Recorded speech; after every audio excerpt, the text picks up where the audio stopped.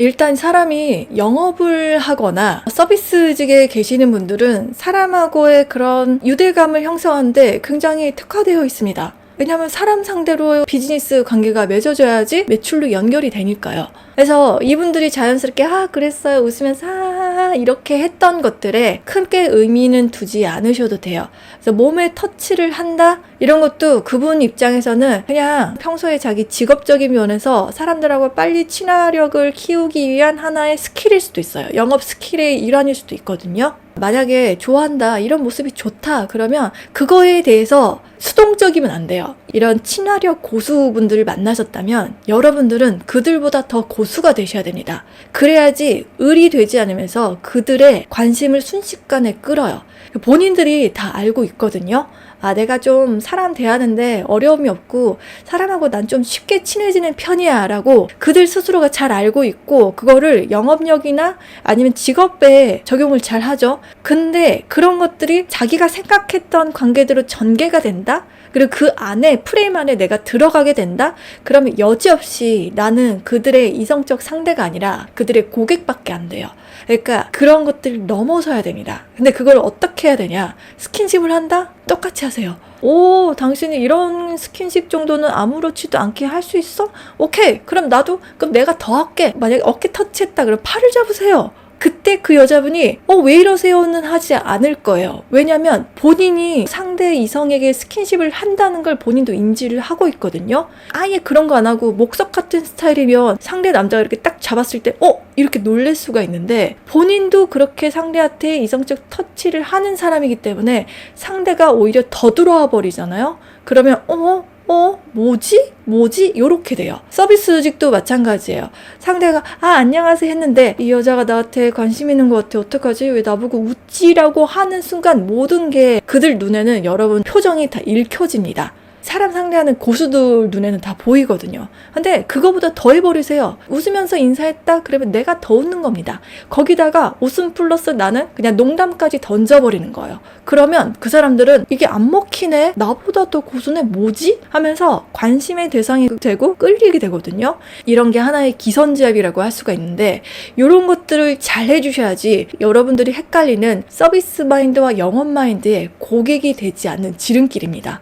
물론 바로 몸에 안 나올 수도 있거든요. 근데 이렇게 딱 보세요. 여자분들이 안녕하세요. 오빠 왜 이렇게 오셨어요? 하면 여러분들 더 하세요. 너가 만졌지 않냐 먼저. 그래가지고 나도 너를 만졌는데 뭐가 잘못됐을까? 라는 식으로 그냥 한 발 더 해버리세요. 그러면 여자가 이렇게 한다? 그럼 뭐야 자기가 만져놓고 나는 뭐 그렇게 하면 안 돼? 하면서 그냥 아닌 말고 식으로 그때 반응을 딱 보시는 거예요. 찰나에.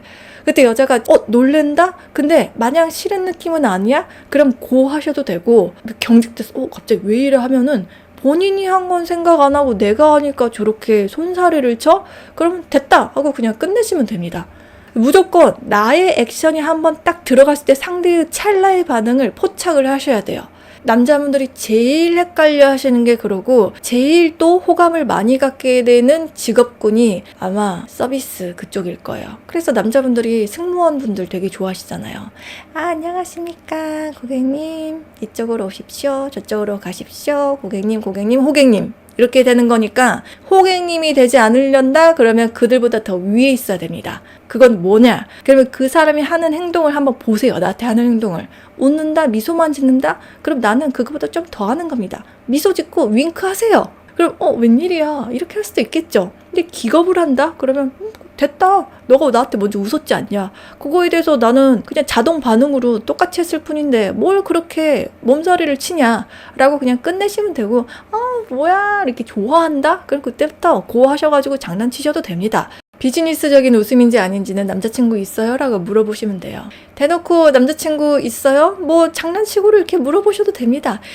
님 같은 경우는 조금 연애를 잘 하시기 때문에 남자친구 있어요? 라고 물어보는 이 타이밍을 잘 아시는 분이에요.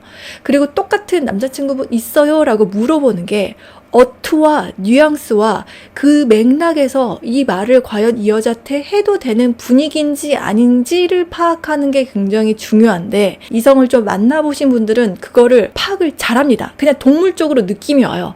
이때쯤 한번 싹 물어보면 여자가 웃으면서 그냥 대답할 것 같은데, 이런 느낌이 있는데, 연애 초보이신 분들은 전혀 이거를 물어볼 상황이 왔는데 뜬금포로 갑자기 로봇처럼 근데 남자친구 있으세요? 진지하게 물어보는 거예요. 그러니까 이런 것들은 여자 입장에서 조금 무례하고 굉장히 사적인 질문이고, 우리 사이에 뭘 이런 걸 벌써부터 물어봐. 그게 당신이 왜 궁금한데? 이렇게 돼버릴 수 있는 문제거든요. 그래서 이렇게 말할 수 있는 둘만의 미묘한 그 기류를 살피는 게 굉장히 중요한데, 그 둘이 있을 때 하면 조금 여자가 궁지에 몰리는 느낌이 있을 수가 있어요. 근데 이런 질문을 나한테 했다는 거는 대답을 안 할 수밖에 없는데, 말하기 싫은데? 왠지 말하기 싫은 상대도 있거든요. 없어도 있다고 하고 싶고 있어도 없다고 하고 싶은 상대가 있는데, 그게 내가 될지 아닐지는 모르는 거잖아요. 그럼 이걸 어떻게 해야 되냐? 그냥 다 같이 모임 자리 있죠. 화기애애 시끌벅적하고 술 조금 한두 잔 들어갔을 때, 상대가 기분 좋을 때 웃으면서 남자친구 있는 줄 알아요. 나 포기했어. 너무 하시는 거 아니에요? 약간 이런 식으로 툭툭 던지시는 거예요. 대놓고 남자친구 있어요. 이렇게 해서 정문장체로 이렇게 얘기를 하게 되면 상대방한테 확 이렇게 와닿게 되니까, 살짝 이게 견죽을 두드리는 것처럼 딱 보니까 예뻐가지고 남자친구 있는 것 같네. 큰일 났네. 나 좋아했는데 큰일 났네. 어떡하지? 천연덕스럽게 능글능글하게, 하지만 상대보다 위에 있게. 이게 여유가 누가 더 많이 있느냐의 싸움이기도 해요. 근데 여자는 남자의 그런 거를 상당히 많이 보거든요. 제가 50대 분들, 40대 남성 이상인 남성분들을 얘기하시는 거나 아니면 댓글 남겨주시는 걸 보면 너무 진지합니다. 너무 진지해요. 어떻게 보면 이게 연애라는 게 항상 저는 재밌어야 된다고 말씀드렸잖아요. 연애는 결혼이 아닙니다. 실전이긴 하지만 둘이 함께 으쌰으쌰 한 팀이 돼가지고 이 어려운 세상을 함께 헤쳐 나가보자. 아직 이렇게 정신무장할 시기는 아니에요. 그래서 그냥 서로 알고 꽁냥꽁냥하고 알콩달콩 재밌고, 설렘의 감정과 약간 색감으로 말하면 아직 핫핑크인?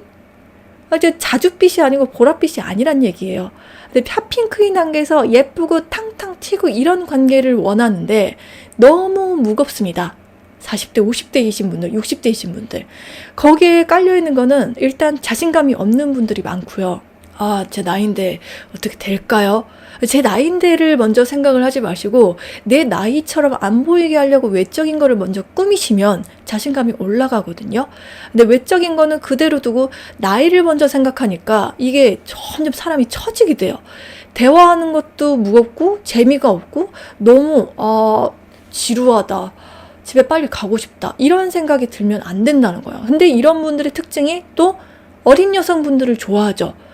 저도요, 제 또래 말고요. 연상은 진짜 못 만나고요. 제 또래요. 그래도 한 4, 5살, 그래도 저보다는 어린 사람 만났으면 좋겠어요. 라고 하지만, 여러분들보다 어린 여성분들은 남자하고 있을 때, 재밌다, 즐겁다라는 시간을 갖고 싶어 하거든요. 그래서 아까 말했던 연기라고 표현했던 것들이 설사 내가 그런 사람이 아니라고 할지라도 그런 면모를 보여준다고 하면 상대 입장에서는 나쁘게 말하면 속은 걸 수도 있어요. 하지만 어느 정도 내가 그런 것들이 할 수 있는 역량이 있기 때문에 그것도 나한테 몸으로 나오는 거거든요. 그게 아예 없는 거를 하라고 하면 나도 안 나옵니다. 몸에서 안 나와요.